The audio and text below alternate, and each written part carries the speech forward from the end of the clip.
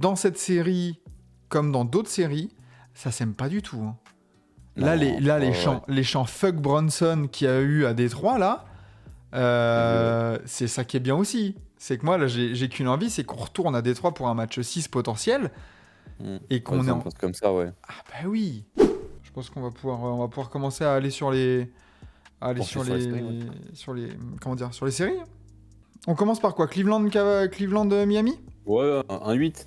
Allez, 1-8, Cleveland-Miami. Cleveland qui mène 2-0. C'est la série qui ne m'intéresse que très peu, très honnêtement.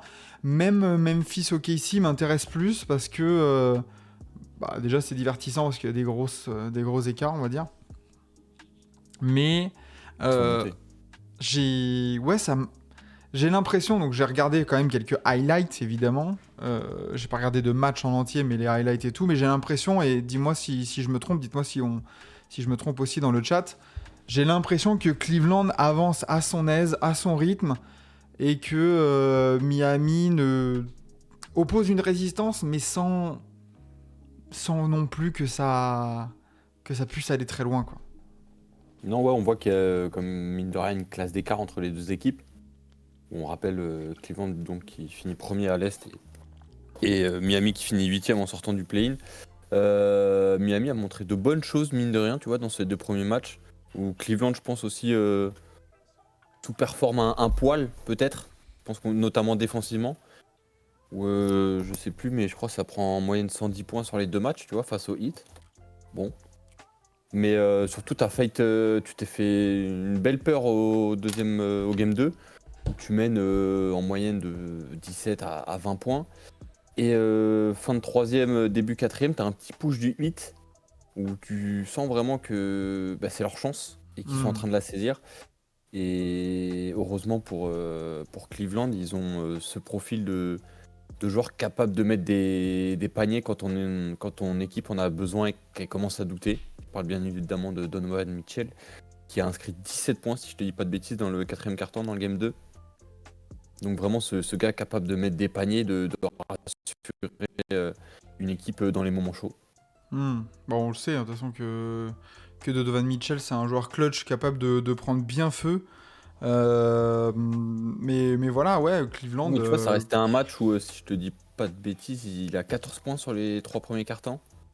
Il a une quinzaine de points à peu près. Mais sinon, après, j'aime beaucoup la série de Darius Garland. Ouais. Qui, mis à part dans le club, dans le courant des matchs, fait bien son taf. Ça rentre des 3. C'est propre. Dans la lignée peut-être de sa saison. Hein. Ouais, clairement. Donc en tout cas, le backcourt à Cleveland répond bien présent. Et oui, bon, Miami, ça reste un peu limité. Davion Mitchell, moi, même si j'aime beaucoup Davion Mitchell depuis le play-in, pardon. Même les 2 matchs contre Cleveland, tu vois, c'est du 16 points, il y a des rebonds, il y a 7-8 passes, c'est intéressant, tu vois, des bons pourcentages. Tyler Hero, ça monte ses limites et c'est ciblé défensivement. Surtout que ça n'a pas été caché devant la presse. Darius Garland qui, pas vanté, mais qui s'est pas gêné de dire on attaque sur Tyler Hero quand il est sur le terrain parce que c'est le défenseur le moins performant en face. C'est clair. Et Kelly Lower, un peu la même, je sais pas ce que t'en penses, mais un peu la même sensation que Zach Edey, genre trop jeune, ça reste un rookie. C'est ça. Donc encore un peu trop tendre. Et voilà, Adebayo, un poil en dessous quand même, Adebayo. Bah ouais, t'as raison, je pense que t'as tout dit. Kelly Loire, rookie. Il y a aussi ce côté un peu encore un tâtonnement avec le côté comment je joue à côté de Bam Adebayo. Parce que c'est quand même une association de 2 grands, donc faut trouver ses marques et tout. Mais ouais, t'as l'impression juste que Cleveland est la meilleure équipe. Miami, il y a des bons éléments, mais sans que ça soit vraiment une alchimie collective dingue, quoi. C'est que Tyler Hero... Oui, je t'en prie, mec. Oui, Tyler Hero va pouvoir mettre 30-33 points là, comme au dernier match, mais il laisse en fait filer tellement de points de l'autre côté, et tu l'as bien dit, en plus Hilars aussi l'avait dit dans le chat, que voilà, Darius Garland l'a identifié, ce problème-là, ils vont appuyer dessus, et en plus les Cavs peuvent mettre Donovan Mitchell attaquer sur Tyler Hero, et l'action d'après, ça va être Darius Garland, après ça va être DeAndre Hunter. Et en plus, ça shoot de tous les. Enfin, tu vois, Sam Merrill, DeAndre Hunter, tout ce beau monde là, ça shoot. Et Ty Jérôme Jerome qui nous sort a du fait un banc, là, qui match. sort un gros match au premier. Voilà. Ouais, Donc, ouais, la menace est partout, à l'intérieur, à l'extérieur, sur le backcourt, sur le front de court. Et Cleveland, pour moi, fait une vraie bonne impression parce que cette équipe du 8 aurait pu, et a moi, toujours pas peut-être la gratter. Ouais. ouais, le profil du poil à gratter un peu de. Bah, tu vois, typiquement, là, comment dire, dans l'autre série de l'Est, là, New York-Détroit, bah, en fait, ouais, peut-être les Cavs auraient pu aller à Miami, là, en lâchant un. Mais non, ça n'arrive pas. C'est sérieux, patron. Non, ça fait le travail à la maison. C'est solide, même si côté hit, moi je reste un peu sur ma faim avec Wiggins, qui a mine de rien un certain vécu et un beau run de playoff Mm. en 2022 couronné d'une bague. Et du coup, je pense que dans ces moments-là, j'aimerais qu'il step up un peu, tu vois, notamment offensivement. Et surtout ce sentiment que Miami a laissé passer sa chance, quoi, avec ce game 2, Jovic qui loupe 2 tirs où il est grand ouvert dans le Ouais. clutch. Ouais, c'est un petit peu amer. Ouais, pour les Cavs, je voyais justement pour backer un peu ce que tu disais, Andrew Wiggins au deuxième match, c'est que 10 points, 3 sur 10 au tir. Mais après, est-ce qu'il a vraiment ce profil du joueur, comme tu dis, avec l'expérience pour pouvoir un peu mener les autres, même s'il a du vécu, je suis pas sûr que ce soit vraiment le mec qui, tu sais, qui porte un peu tout le monde ou qui tire tout le monde en mode, hé les gars, regardez, c'est comme ça que ça marche, c'est comme ça que... Tu Ah vois, oui, j'ai... clairement, je suis d'accord, mais après, j'ai bien conscience que même à Miami, tu vois, j'imagine qu'il a ce statut numéro 3 offensivement derrière Tyler Hmm. Hero et Bam Adebayo. Mais même, tu vois, pour une troisième option, avec l'expérience qu'il a, seulement 10 points au game 2, je sais plus combien il en met au premier, mais je reste un peu sur ma faim quand même. C'est clair. Ouais, non, t'as raison. Et du coup, et de l'autre côté, là, il y a même White Chocolate qui le met aussi, Ty Jerome. Enfin, il y a un vrai collectif complet du côté de ces Cavs. Et voilà, là, le game 2, Donovan Mitchell 30 points, Evan Mobley 20 points, Max Strus 14. Même Jarrett Allen peut se permettre de faire des matchs un peu discrets, en fait, tout simplement. Tu vois, Non, bah, parce que côté Cleveland aussi, t'as un banc qualitatif, mine Ah de ouais. rien. Au-delà de la profondeur, que c'est un banc assez deep, y a toujours un gars qui va répondre présent. On a Ty Jerome, on a Hunter qu'ils ont eu à la deadline. Hmm. J'en oublie sûrement un ou deux, je sais plus là, ça me Il y vient a pas en Sam tête, mais Merrill, déjà il y tu a vois, Isaac t'as Sam Okoro, Merrill, voilà, t'as Isaac Okoro, exactement. Dean Wade Donc aussi, j'ai vu là, il a joué 5 minutes. tu vois, mine de rien, t'as du monde C'est côté clair. Cavs. Hein.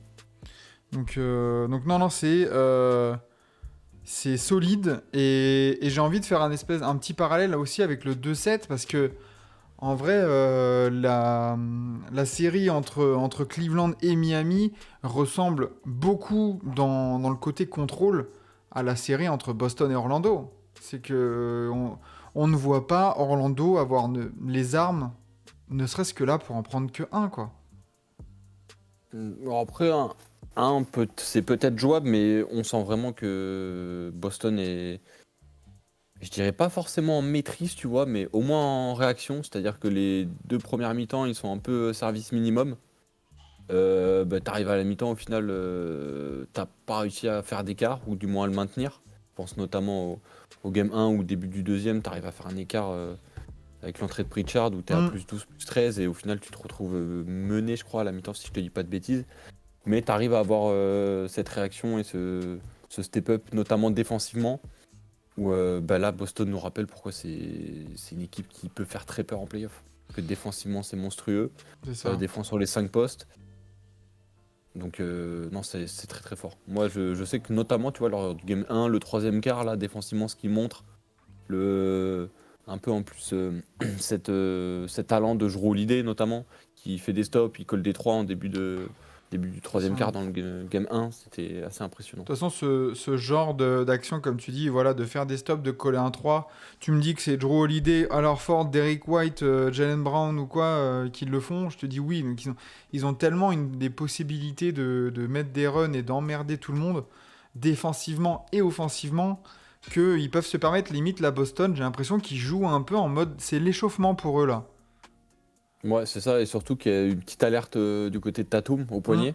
Donc on l'a pas vu sur ce Game 2, qui visiblement n'a pas beaucoup Ça, manqué c'est au ça. 6, vu qu'ils ont réussi à s'imposer. Et il est question de toujours le laisser au repos pour le Game 3, j'ai vu. Ouais, je vois, parce que même Tatum est doubtful et Brown questionable. Franchement, ça m'étonnerait même pas que même sans Brown et Tatum, Boston arrive à le prendre celui-là. Clairement. Parce que Orlando a montré tellement de lacunes offensives, notamment à 3 points. Euh, alors, t'as un incroyable Paolo Banchero. Hmm. Il n'y a rien à Paolo, il dire. fait sa série, hein, ouais, offensivement, il fait du mieux qu'il peut. On sent vraiment que c'est un joueur avec énormément de talent, qui, mine de rien, doit avoir une bonne éthique de travail. Mm. Dès qu'il arrive en NBA, il avait ce physique, comme on dit, NBA ready. Et ouais, ça peut. C'est un joueur qui, dans l'avenir, en tout cas, faudra mieux l'entourer. Parce que là, oui, C'est comme on le disait, c'est un groupe. Offensivement, ça a du mal à attaquer, à se créer des tirs. Et à 3 points, c'est l'une des pires équipes. Et on le voit notamment là sur la série où Oh, tu peux pas exister. non, Tu peux mais pas exister. c'est terrible, tu vois, Caldwell Pope qui Voilà, retombe, enfin, qui est vraiment, mais cataclysmique, enfin, pareil, au game 2, 1 sur 9 au tir, 0 sur sur... l'entièreté de la saison, en vrai, c'est Ouais, décevant, KCP. ouais, non, c'est très, très, très décevant, il y a que Paolo Banchero et Franz Wagner malgré, voilà, Franz Anthony Wagner, Black qui montre des bonnes choses aussi, je trouve, tu vois. ouais, ouais, ouais, en fait, Bon, tu sens que le duo, au moins, si Orlando peut garder quelque chose un peu de cette série de playoffs, c'est la confirmation que Paolo Banchero est un franchise player, que Franz Wagner est un très bon lieutenant, capable de step up, on l'a vu lors de la saison quand Paolo Banchero n'est pas là. Mais voilà, tu sens que c'est beaucoup trop limité offensivement. Défensivement aussi, sans Jalen Suggs, parce que bon, t'as Corey Joseph qui joue 25 minutes en playoff. Non. Donc, après, voilà, comme on sait que Jalen Suggs est indisponible ah oui. et que c'est pas un choix Hmm. fait du coach. Enfin, c'est forcément un choix du coach, mais il a pas le. Il a pas, Étant pas la donné l'absence possibilité. de Jalen Suggs, voilà, il peut pas faire autrement. Donc après, à voir si Orlando profite au cas où j'ai vu aussi dans le chat de l'indisponibilité des deux Jay pour choper ce Game 3 à domicile. Bref, voilà, faudra rentrer fort parce qu'on a vu dans une autre série que ça a failli basculer. On pensait une équipe un peu en dilettante, Hmm. passer ce premier tour tranquillement, mais qui au final s'est fait une petite frayeur. On l'abordera tout à l'heure, mais Ouais. en tout cas, le Game 3 peut relancer la série. À eux de s'en Euh, donner les moyens après. c'est clair, mais tu vois, du côté d'Orlando, on parlait justement de mieux entourer Paolo Banchero, Franz Wagner et tout ça. Ça va pas être si facile que ça parce que, bah ouais, Jalen Suggs, ça va coûter 30 millions. Banchero et Franz Wagner, ça a signé leur contrat. Va falloir vraiment choper les bonnes pioches. Alors, t'as KCP qui a 20 millions, ça se trouve, tu peux le bouger. Mais ouais, ça va être intéressant. Il va falloir faire des bons choix, les choix judicieux du côté d'Orlando. Parce que là vraiment, le voit en 4K, les problèmes du Ouais, même Magic. trade, tu vois, je pense, bon, Jalen Suggs, quand il a signé, on a tous crié au mec surpayé, mais ça peut être un bon asset, tu vois. Hmm, c'est clair. Donc on verra avant tout comment se finit la série et après comment le Magic gère l'été. Exactement. Thibodeau, il nous demande pourquoi le Magic n'utilise pas Cole, donc Cole Anthony, je pense, en playoff. C'est vrai que Cole Anthony joue 5 minutes sur le game 2. Euh, Ouais, je sais pas. Assez étonnant de voir Anthony Black, notamment jouer 22 minutes devant Cole Anthony, qui avait montré plutôt des bonnes dispositions pendant la Ça reste saison. deux profils différents, tu vois, quand même. Ouais, Cole Anthony va plus t'apporter du spacing avec une menace à 3 points où on sait il peut mettre dedans, tu vois, il peut driver aussi. Après, justement. face à la défense des Celtics, bon courage. Alors qu'Anthony Black a plus ce profil défensif Hmm, qui va pouvoir se coller à la tâche. Et on l'a vu, notamment, je sais plus contre qui c'était au play-in, mais capable de mettre dedans à 3 points. Et être une menace. Bon, Une c'est vraie sûr que c'est menace. pas en termes de pourcentage, c'est pas une grosse référence, mais les soirs où il met dedans, C'est clair. sachant qu'il te fait du bon boulot de l'autre côté du terrain, ça peut être un profil intéressant. Exactement. Donc voilà pour Boston et comment dire et Cleveland qui maîtrisent 2-0 pour leur Clairement. série. Ouais. Ça va jouer ce soir, il me semble. Ouais. Boston, oui.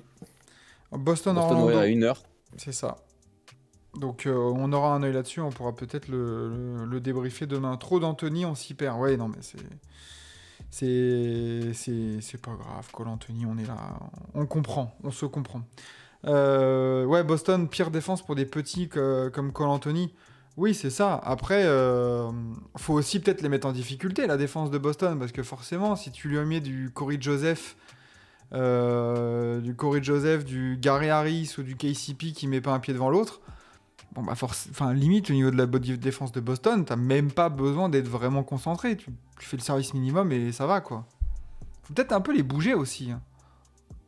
Boston, oui, peut-être leur rentrer dedans, mais on sait que c'est un terrain sur lequel ils ont pas peur d'aller, où ils ont pas peur en fait de se retrousser les manches, pardon, et d'aller au combat.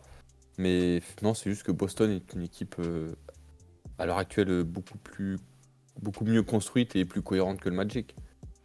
Mais C'est clair. c'est deux projets qui en sont à des niveaux différents aussi, il faut pas oublier. Oui, bah non, mais évidemment. Et il faut pas aussi oublier de poser le contexte pour Orlando qui joue Exactement. sans deux gros joueurs de leur rotation. On en parlait tout à l'heure, Jalen Suggs, mais notamment Mo Wagner aussi en sortie de banc. Ouais. Donc après, tu fais ce que tu peux, quoi. Ah, et puis une équipe qui n'a pas eu non plus, euh, comment dire, Une qui n'a régulière pas eu non facile. plus beaucoup de continuité cette saison au niveau du groupe et tout ça, au-delà des absences actuelles. Voilà, il y a eu une saison un peu en dents de scie, ça a jamais vraiment trouvé son rythme et c'est vraiment pas étonnant de les voir là bouger face à Boston. C'est pas non plus déconnant, hein, ça va. Ouais, Bitadze a bougé Porzingis qui a rigolé à la Bill Laimbeer. C'est vrai que c'est quand même une des grosses images de ce début de playoff, là, le front explosé de Porzingis qui rigole sur le banc. Euh, on en parlera beaucoup, je pense, lors de ces petits points sur les séries, mais on a des playoffs vraiment physiques, quoi. Vraiment intenses. Ouais, on en parlait là en antenne où la plupart ça se rentre bien dedans. Après, on voit que sur ce cas isolé de Porzingis, c'est vraiment pas volontaire. Bitadze, à aucun moment il a l'intention de nuire à Porzingis. Mais au final, on voit que le laiton a vite compris Ah la bah. situation. Puis même, ça a certes saigné, mais ça semblait pas si grave que ça. On l'a vu, il a pu continuer derrière. Et c'est surtout un aspect, je pense, qui a dû plaire au TD Garden, tu vois, ce côté un peu hustle où même en sang, C'est on va clair, continuer à se battre. c'est clair. Ça se bat pour le blason, on va dire. Exactement. Ok pour Boston et Orlando. Les Knicks. Knicks Détroit. Sacrée série. Oh, sacrée série, dont le Game 3, du coup, s'est joué la nuit dernière. Oui. Euh, et quel dommage pour les Pistons. Quel dommage pour les Pistons. On défaite 118-116. Ouais, On attendait, mine de rien, je pense, une réaction aussi des Knicks, avant tout, qui, de manière générale, sont décevants sur les oui. deux premiers matchs. On en parlait, il y a un partout, mais selon comment tu abordes la question, il y a un monde où tu es content d'être à un partout et de ne pas être à 0-2. Et ils ont fait preuve de caractère en reprenant l'avantage du terrain dès le match 3. Malgré une situation en fin de match qui peut changer des choses. Je sais pas si tu l'as vu, la remise en jeu sur Brunson. Oui, bah oui. Oui, bah après, pour moi, il n'y a pas que ça. Non, mais Mais notamment ça, c'est assez flagrant. ouais, non, c'est Pour sûr. ceux qui l'ont pas vu, il me semble qu'il y a 2 points d'écart, il reste Mm. peut-être 10-20 secondes, je sais plus exactement. Il y a une remise en jeu pour New York dans le camp de Détroit. Remise en jeu qui est effectuée sur Jalen Brunson à ce moment dans le camp de Détroit, mais qui, dans son élan pour récupérer la balle, revient dans son camp. Donc, Mm. par définition, pour moi, hein, en tout cas, il y a retour en zone et c'est pas sifflé. Mais sinon, après, on a eu un bon match, mine de rien, de Détroit, mais qui a jamais. Bah, Qui a jamais... Oui, je t'écoute.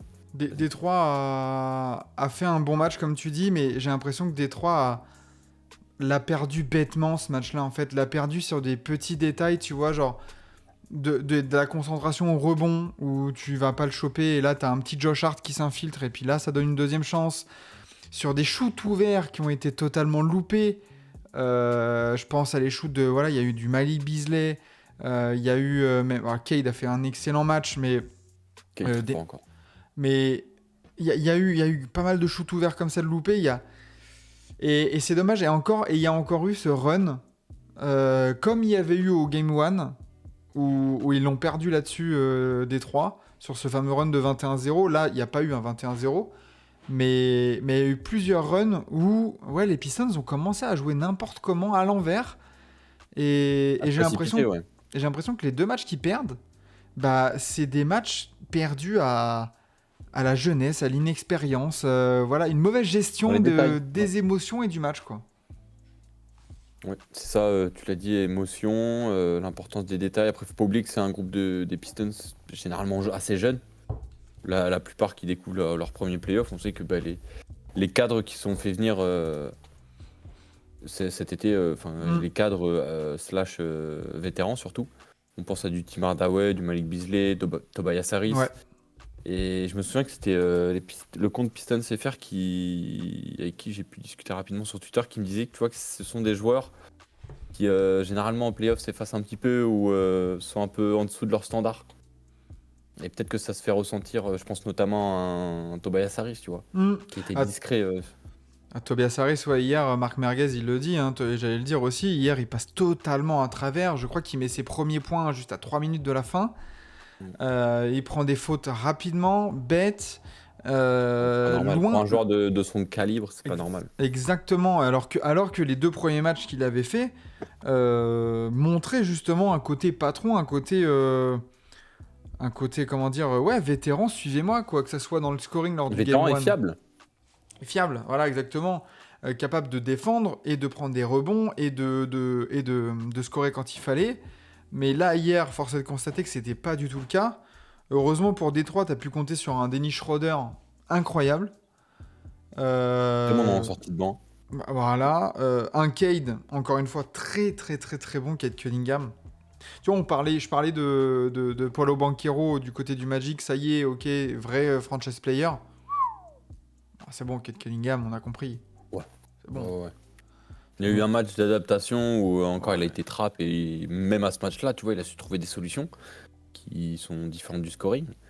Mais en tout cas, en 3 matchs, moi je suis conquis. Ah oui, non, Cade Cunningham, vrai patron, capable de mettre des gros shoots.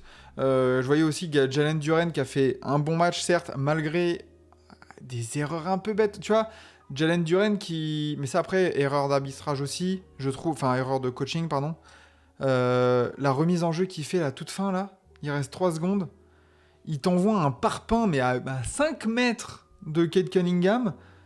Genre, et tu perds là-dessus, en fait. T'as l'occasion peut-être de faire un... C'est vrai que j'ai pas compris sur le moment pourquoi mettre ton poste 5 à la relance, quoi. Oui, C'est déjà. bizarre. Déjà. Mais ouais, peut-être mauvaise inspiration de JB Bickerstaff.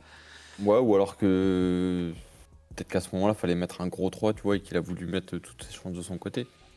À voir. Il s'est dit, je mets Jalen Duren à la relance, tu passes à Cade et autour, tu auras 3 shooters. Ouais. Ouais, mais en tout cas, c'est pas payé. Bah, c'est clair, et du coup, grâce à ça, New York reprend l'avantage du terrain. Dans un match où, totalement à l'opposé, je trouve, des Pistons. Là, par contre, j'ai l'impression que la victoire de New York, c'était principalement sur le côté... quand il fallait mettre des shoots, ils les ont mis. Genre Michael Bridges, OG Anunoby, Karl Anthony Towns, et toute la clique, là. Dès qu'il fallait mettre le 3 points pour passer à de plus 5 à plus 8 ou de calmer un peu les ardeurs, bim, ça rentrait. Et c'était impressionnant à voir là-dessus, malgré un petit Jalen Brunson pour moi. Ouais, moi, je voulais pointer aussi, plein de fois on l'a critiqué, mais Towns, quand il se cache pas, dans cette série, il fait du bien aux Knicks quand même. Ce qu'on voit là encore, tu vois, la nuit dernière, 31 points, 8 rebonds. C'est pas dégueu. On sait que notamment, je crois que c'était lors du Game 2, il était passé un peu à travers. Il finit à Ouais. 10 sur 18 là au tir au Game 3, 4 sur 8 derrière l'arc, 100% au lancer. On voit que la forme de Towns peut être un facteur dans cette série en tout Bah, cas. et puis là Karl Anthony Towns, et je reviendrai sur le dossier Brunson, la forme de Karl Anthony Towns, elle est d'autant plus importante que Détroit joue sans Isaiah Stewart hier, qui avait aussi le potentiel pour venir un peu en second rideau sur Karl Anthony Towns. Là, une fois qu'il s'était débarrassé de Jalen Duren, bah, c'était Tobias Harris, ou quand il y avait du coup des soucis de faute, bah, c'était quoi? C'était Kyle Cunningham Paul Reed. ou Ou même, Petit... tu avais quelques minutes de Paul Reed. Pas Voilà, beaucoup, mais c'est ça, donc c'est bien trop léger pour pouvoir lui imposer une défense convenable. Et donc ouais, Karl Anthony Towns qui fait grave le job. Et tu vois, je voulais parler un peu de Jalen Brunson qui pour moi est un peu décevant. Dans l'attitude aussi, où on le voit. Et ça se fait souligner de plus en plus dans le côté, tu sais, rechercher les fautes, surjouer un peu les contacts. On l'a vu mettre les doigts dans l'œil. Du coup, je crois que c'est de Tim Hardaway Jr. en début de match. Genre, il me semble. il y a pas. Alors, j'irai pas jusqu'à dire c'est pas un franchise player, mais il y a. Pour moi, il y avait ce côté un peu irréprochable pour Jalen Brunson, et je trouve dommage qu'il tombe un peu dans ce jeu-là, un peu. Dans le jeu un peu, pas dirty, mais un peu truqueur, quoi. Vicieux. Ouais, c'est ça, mais c'est du vicieux, même pas en... Enfin, pour moi, c'est pas du vicieux en mode...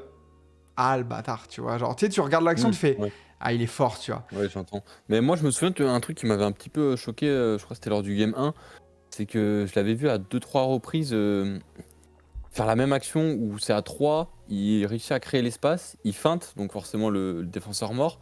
Et tu vois, comme on voyait un peu, il me semble que Oui. c'était en 2021-22, où après la feinte, l'attaquant faisait mine de shooter en allant vers l'avant et que c'était sifflé. Et ça, je l'ai vu 2-3 fois, notamment en Game 1, un peu moins quand même sur les deux suivants. Mais ça, j'avais pas aimé, tu vois. Bah, surtout que normalement, ça, c'était le genre de faute qui était normalement un peu régulé par la NBA, parce que je crois que c'est... Même avant ça, je crois que c'était Dwayne Wade, hein, qui était hyper au fait de ce genre de feinte-là, pour aller chercher des lancers. Ouais, c'est le genre de truc, voilà, où tu dis, genre, non frère, t'es tellement fort, t'as même pas besoin de ça, voilà, de ce genre d'action un peu voilà, à la Harden, à la Trae Young aussi. Butler est très fort là-dessus aussi, d'aller chercher le contact, un peu moins sur les shoots à 3 points que sur les drives notamment. Mm. Mais voilà, on voit de plus en plus de ces actions-là. Et hier, tu vois, il met 30 points, dont 11 lancés, tu vois. Heureusement qu'il a les lancés, parce que sinon, c'est un peu maladroit. Et Après, de manière générale, sur la série, il est maladroit, tu vois. ouais. Il a pas des bons pourcentages. Non. J'ai pas les pourcentages exacts en tête, mais je sais que de mémoire, ça va pas être faramineux, tu vois. Oh bah ouais, attends, de toute façon, j'aurais pas ces pourcentages, mais sur la série contre Détroit, il met 34, 37 et 30 points, mais je pense qu'il y a énormément de lancers là-dedans. Attends, je vais te donner. Ouais, il cherche le contact à mort, ouais, c'est ça, il y a ce côté comme ça. Donc heureusement pour les Knicks qui reprennent l'avantage du terrain, mais on a vu lors du Game 2 que bah, c'est pas non plus fait, quoi. Les Pistons ont des vrais dans arguments. la série, Brunson, c'est 44% au tir, 29 à 3 points. Ouais. Hier, il a 1 sur 7 hein, à 3 points. Ouais, c'est pas assez, non. Non, non, Il tire quand même 11 lancers de moyenne dans la série. Ouais, tu vois. Ouais. Tu vois, il y C'est a vraiment un truc, tu vois, il est en difficulté au shoot. Après, c'est une solution, tu vois, d'aller chercher ses points dans la ligne. Hein. On a connu des gars comme ça. On a eu Bien Shai sûr. cette année, on a eu des Embiid, Giannis, on a eu des Harden, des Embiid. bien Voilà. sûr. Mais si on... C'est pas forcément rassurant, en fait. Voilà, exactement. Je sais pas si pour New York, c'est vraiment rassurant, comme tu dis. Heureusement, le supporting cast de qualité fait le job. Donc, il y a rien à dire là-dessus. Pourrait largement y avoir 3-0 pour Détroit. Oui, en fait, c'est très bizarre, comme tu le dis, Ito. c'est que pour y avoir 3-0 pour New York, pour y avoir 3-0 pour Détroit, comme 2-1. Enfin, j'ai l'impression que c'est encore très très très indécis comme série. Et c'est vraiment une des séries qui m'enthousiasme le plus dans ces playoffs-là. Ouais, moi j'aimerais bien avoir un petit match 5 MSG avec une série à 2-2. Et puis en plus, et là, ce que j'aime beaucoup là dans ces playoffs, c'est que dans cette série, comme dans d'autres séries, ça s'aime pas du tout. Hein. Là, les chants Fuck Bronson qu'il y a eu à Détroit, là, c'est ça qui est bien aussi. C'est que moi, là, j'ai qu'une envie, c'est qu'on retourne à Détroit pour un match 6 potentiel. Et qu'on est comme ça, ouais. Ah bah oui, ça ressemble aux années 90-2000. Ouais, on retrouve enfin des rivalités, ça y est, ou des équipes, tu vois, même, on en parlera tout à l'heure, mais même le Pacers-Bucks, ça s'aime pas. Il y a un historique. Donc j'aime bien dans cette série-là. Là. Un peu ça se tape. Et espérons, comme tu dis, que ça aille loin et un Game 7 entre les deux. Ouais, et puis... qu'il y ait un peu de baston, un peu, tu vois. Même hier, il y en a eu un peu d'accrochage. Hein. Ouais, mais c'est pas à l'avantage de New York à terme, je veux dire. Oui. Je sais que quand on avait fait nos brackets avec Quentin, moi j'avais dit New York, ils ont pas de temps à perdre à Détroit, que derrière ça va être Boston. Sur le papier, Boston c'est un cran au-dessus, donc il faut que tu arrives avec une certaine fraîcheur, on va dire, dans cette série, et tu commences déjà à perdre un peu de temps, poser des doutes, tu vois. Bah surtout quand tu vois que Boston, de l'autre côté, a des petits pépins physiques avec Jaylen Brown, avec Jason Tatum, et du coup, tu pourrais d'autant plus te dire, si t'es New York, merde, faut qu'on finisse ça vite. Il y a matière à quelque chose, ouais. Voilà, carrément. Parce que en plus, si ils arrivent, tout dépend peut-être du Game 3 qu'on aura cette nuit, si Orlando le prend, ça se trouve, Boston ne va pas pouvoir se permettre non plus de les laisser dans la glace très longtemps. Donc peut-être un peu précipiter les retours, qu'ils ne soient pas à 100% et justement arriver peut-être un peu plus frais pour pouvoir un peu leur donner un peu plus de fil à retordre. Là, tel que t'es parti, attendons le Game 4 pour vraiment conclure, mais ouais, ça augure rien de bon pour l'instant sur les 3 matchs qu'on a vus. Ça peut aller loin. C'est sûr. Donc voilà, quoi dire d'autre sur cette série entre Pistons et Knicks. Franchement, c'est plaisant en tout cas. Imaginons Tatum out pour la série, ça tape quand même les Knicks. Je suis pas sûr, hein. Ça se tape. Hein.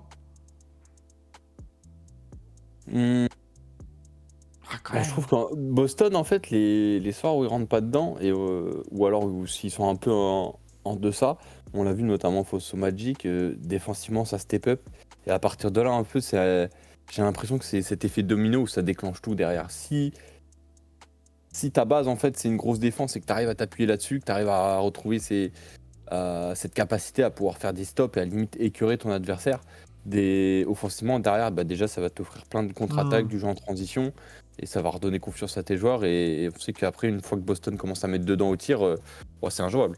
C'est clairement jouable. Après, par contre, s'il y a une match-up New York-Boston, je pense que ça se jouera que sur parce que défensivement, les Knicks peuvent imposer aussi un rythme assez effrayant à ces Celtics-là. Hein. Parce que mais face à cette attaque des Celtics, à voir quand même qui sortira vainqueur, la défense des Knicks ou l'attaque des Celtics. À voir, parce que de toute façon, les points forts de Boston correspondent aux meilleurs arguments défensifs de New York.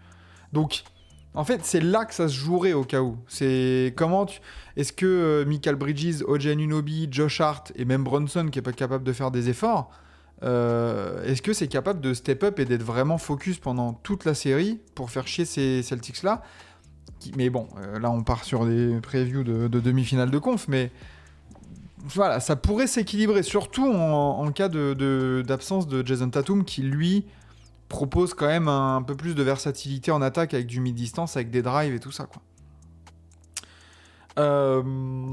Voilà pour Knicks Pistons 2-1. Du coup, ça sera le Game 4, ça sera dans la nuit du 26 au 27 avril, donc dans 2 jours. Et ensuite, on retournera du côté de New York pour un Game 5 obligé. On verra ce qui va se passer. Ouais, c'est demain soir. C'est demain soir, en gros. Exactement. Indiana-Milwaukee. Alors, 2-0 pour Indiana après les 2 matchs justement à la maison. On retourne du côté de Milwaukee. Thibaut, on the spot tout de suite. Est-ce que toi aussi tu es comme Doc Rivers et tu ne t'en fais pas du tout pour cette série? Si. Moi, je suis inquiet pour les Bucks. Je pense que je suis pas le seul. On va être honnête. T'arrives pas à prendre un match dans Indiana, tu reviens chez toi mené 2-0. Et autant le premier, t'as rien qui va dans ton sens. Offensivement, t'as du mal. Il y a vite un écart qui est créé. Et malgré un petit push dans le troisième, début du quatrième, ça sert à rien, tu vois, tu perds le premier. Alors qu'au deuxième, bah, tu t'es offert cette fin de match serré où t'as eu ta chance. T'as eu un excellent, offensivement, t'as eu un excellent Bobby Portis. Ah ouais. T'as eu un excellent Bobby Portis. T'as eu un Yanis peut-être moins scoreur, mais on l'a senti toujours aussi motivé. T'as eu du Kyle Kuzma qui a mis un petit peu de points, même si bon, il pouvait pas faire pire que le game 1, le game 1, pardon. Mais et ce malgré un retour de Damian Lillard, tu vois. Ça me semble assez compliqué pour les Bucks. Je les vois mal gagner les 2 à la maison. Ouais. Après, de me faire mentir. Si t'arrives à empocher le game 3, tu vois, ça peut relancer une série. Hein. T'es à C'est ça. 2-1, tu viens de gagner le dernier match. En plus, là, tu seras à la maison. On sait que vu que c'est une série un peu plus physique, c'est un truc qui peut changer la donne, tu vois. Les coups de sifflet avec l'influence du public, la pression, ce genre de choses. Mais je serais étonné qu'on revienne à Indiana à 2-2 en tout cas. Ouais. Je Bah sais en pas fait, toi, mais moi je serais étonné. ce qui nous a marqué quand on a commenté le Game 2 entre Indiana et Milwaukee, je me souviens, c'est que déjà, je me suis remis là, je suis sur ESPN sur le match, sur le tracé, le suivi du match au niveau du score. Indiana mène de bout en bout, de A à Z. Et en fait, ce qui est frappant, c'est que à chaque fois que Milwaukee revenait, Indiana refaisait un run. En fait, on se l'était dit pendant le match, Ouais. c'est que j'avais l'impression, oui, il y avait quoi, 6, 7, 8, 10 points. On était autour des 10 points. Mais il y avait en aucun cas, je me disais, genre, Milwaukee peut le faire. Parce qu'en fait, les Pacers, ça a marché trop bien. On avait eu un Nembhard incroyable, en défense comme en attaque. Haliburton très juste, Miles Turner précieux, Siakam aussi. Même des gars Et en sortie de banc, tu vois, du Obi Toppin, du TJ McConnell. exactement, en fait, tout le contraire de Milwaukee. Où Milwaukee, on a un Giannis incroyable, mais c'est par moments, c'est des joueurs qui performent, alors que du côté des Pacers, ce qu'on craignait, entre guillemets, pour Milwaukee se confirme, bah, c'est que les Pacers, c'est une vraie équipe. Et tu vois, lors du Game 2, je crois qu'il y a combien de joueurs à plus de 14 points? Il y a 6 joueurs à plus de 14 points du côté d'Indiana. Bah, c'est clairement un peu ces deux équipes, tu vois, avec des profils différents. Où Indiana, c'est un gros collectif sans forcément de superstars. Bon, pour certains, il y aura un joueur ultra surcoté. Mais ça, c'est une autre discussion. Et à l'inverse de Milwaukee, où tu vois, t'as 2 gros stars et bah, au supporting cast, t'as pas grand monde autour. Et Donc ouais, il suffit que tu aies une de tes 2 stars un peu en deçà. On pense notamment à Lillard avec sa thrombose veineuse où on a rappelé il a bien manqué sûr. un mois de compétition. Alors que bah ouais, Indiana, le danger vient de partout. Mine de rien, c'est un groupe avec de la continuité depuis 2-3 ans, tu vois. Donc, c'est un groupe qui se connaît, c'est pas leur premier run de playoff. C'est que l'année dernière, ils sont allés en finale. Faut pas oublier, faut leur donner du crédit. Donc non, pour l'instant, ouais, clairement, le collectif des Pacers écrase les, les superstars des Bucks. C'est flagrant comment, à chaque situation, en fait, dès qu'il y a. ça ne repose pas sur un joueur. C'est voilà, dès que tu as besoin de Siakam, et tu vois, je regardais même dans la répartition des shoots. Bah, Haliburton en prend le plus avec 19. Après, c'est Siakam 16. Mais tu vois, c'est 10, 9, 10, 10, en fait, pour tous les meilleurs marqueurs. C'est super équilibré. C'est dans la continuité de la saison dernière. Ils ont ajouté personne. C'est limite Ben Maturin qui est la recrue, en fait, par rapport à l'année dernière. Ça a juste progressé. Donc parfait du côté des Pacers. Et attention, ça peut aller très vite pour Cleveland. Heureusement qu'eux aussi font le taf. Mais tu vois, la demi-finale de conf au cas où Cleveland Indiana, Ça ça peut joue. Hein. envoyer, ouais. Ça peut envoyer clairement. Ah, ça peut grave envoyer. Alors que du côté de Milwaukee, on va voir le Game 3 cette nuit à 2h du matin. Mais ouais, il va falloir vraiment du step-up de Lillard. Mais tu vois, même si tu as un step-up de Lillard, t'auras pas forcément un Bobby Portis qui retourne à 25 points ou à 28 points, tu vois. T'es pas à l'abri que Kuzma il te ressorte un match toi avec des lignes de stats proches de 0 ou alors tu sais le bon vieux match à 2 points, t'es à 1 sur 9 au tir, t'as été cata. C'est ça. Donc, C'est compliqué, ouais. oui, certes, t'es pas à l'abri d'une explosion ou d'un step-up d'autres joueurs, mais en fait, t'es pas non plus à l'abri d'un step-up où en fait, t'as Liberton, il te claque son match à 37 points aussi, parce que là, les meilleurs marqueurs de Indiana, oui, c'est bien, ils sont collectifs. Le meilleur marqueur, c'était Siakam au Game 2 à 24 points. Pour l'instant, il n'y a pas eu d'explosion non plus. En fait, ils se sont contentés de jouer au basket. Tout Ouais, comme ils l'ont simplement. fait tout le long de la saison, on sait que ça avait pris un peu de temps. Ils avaient mal démarré la régulière, mais Ouais. on sait que ouais, il y a eu un mauvais premier tiers, on va dire, mais que les deux suivants ont été remarquables. Ça les a amenés à avoir l'avantage du terrain du coup cette année en playoff. Et faut pas. On sait que c'est une équipe à laquelle on a un peu de mal à donner du crédit, malgré en plus, tu vois, cette finale de conf l'année dernière. Ouais. On se dit, ouais, mais c'est peut-être un peu juste ceci, cela. Avec les Parce que blessures. justement, ouais, mais aussi, tu vois, parce qu'il n'y a pas de superstar ou de nom sur le papier. Tu vois, Haliburton, c'est un excellent meneur, tu vois. Certains le pensent surcoté, d'autres moins. Mais c'est pas un nom de superstar encore. J'entends, tu vois, que ça peut être un nom de star, mais pas de superstar. Ouais. Et à partir de là, écoute, on l'a redit plein de fois, mais c'est surtout le collectif. Mais après, curieux de voir ce que ça peut donner par la suite, parce que Milwaukee, quand même, c'est Giannis Russell. Giannis Russell, c'est déjà un miracle que tu t'offres une fin de match, tu vois, dans le game 2. Ouais.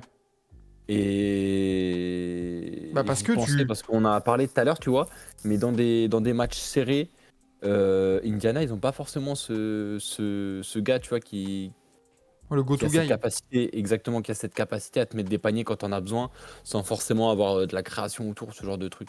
Tu vois, c'est cette épaule sur laquelle se reposer dans ces moments-là.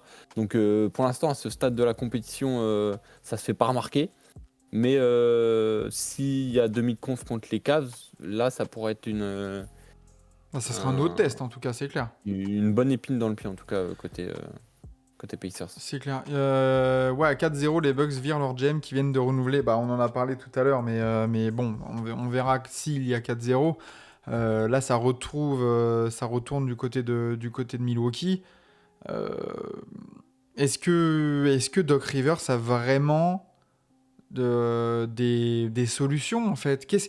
Quelle pourrait être la solution? On rappelle le 5 majeur, là, il y avait du Taurean Prince, Brook Lopez, Kyle Kuzma, Damian Lillard, Giannis. Ça serait quoi la solution? Ça serait de mettre Bobby Portis titu Est-ce que ça serait quoi? Kevin Porter Jr. par rapport à Kuzma? Qu'est-ce qu'on peut faire du côté de Milwaukee, en fait? Est-ce qu'il y a vraiment des solutions? En tout cas, est-ce qu'il y a des solutions? Ça, je sais pas, mais ce qui est sûr, c'est que tu es obligé de tenter des trucs. Tu es mené 2-0. Si tu réagis pas maintenant, ça peut te coûter cher. Ça peut te coûter la situation d'être mené 3-0, de te faire potentiellement sweeper chez toi. Donc il faut tenter, je sais pas, que ce soit à l'intérieur ou sur les postes extérieurs. Je pense notamment c'est pas une solution divine, tu vois, mais on sait qu'un Pat Connaughton, notamment, qui a lâché une belle perf sur le dernier match Ouais. de la régulière, ça peut t'apporter tu vois, ce spacing, ce scoring un peu. Est-ce Si que jamais t'as un gars en dessous. est-ce que tu mets pas AJ Green? On sait que la défense c'est pas son fort, mais est-ce que AJ Green en 2 à la place de Torian Prince, ça peut t'apporter un peu plus de spacing, un peu plus de parce que là il joue 12 minutes 0 points. C'est un joueur qui peut t'apporter sa dizaine de points, tu vois, un peu tu vois, à Indiana, bah il y a du Naismith qui t'en met 16, Mathurin 14, bah ouais, c'est sur ce genre de truc que tu peux peut-être t'appuyer. Est-ce que ça vient d'un changement comme ça? Est-ce qu'on y croit même, tu vois? Difficilement, en tout cas. Un deuxième Yanis, ouais, cloner Yanis. Il leur manque Ouais, Middleton en j'avais vu gros. que le Yanis. Il leur manque Middleton. Il leur manque Jrue Holiday aussi. Il leur manque. Non, mais c'est vrai, tu vois, on en parlait juste avant, c'est des choix là depuis 2-3 ans qui font que bah, t'es un peu sur la phase descendante et c'est triste, mais cette équipe de Milwaukee elle a clairement la gueule d'une équipe en fin de cycle en C'est fait. clair. Mais c'est triste. Triste pour les Pacers, mais on verra le Game 3 cette nuit. On sera bien attentif pour voir tout ça. Voilà pour la conférence Est, pour ce premier tour.